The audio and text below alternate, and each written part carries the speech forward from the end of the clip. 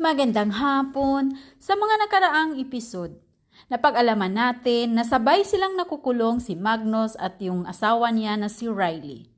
Samantalang si Magnus ay nakatakas na ito, pero si Riley ay nakakulong pa rin at pinagtutulungan siya sa mga kasamahan niya sa loob ng kulungan. At dahil pinagbilin pala ni JJ na kung ano yan si Riley, kung ano yan kasama ang ugali at kung ano-ano ang mga ginagawa niya sa empleyado niya dati.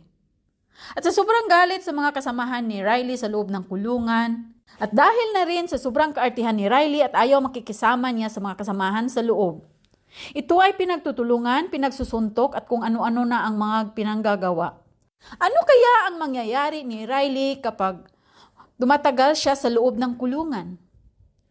Hanggang dito na lang po. Maraming salamat. God bless!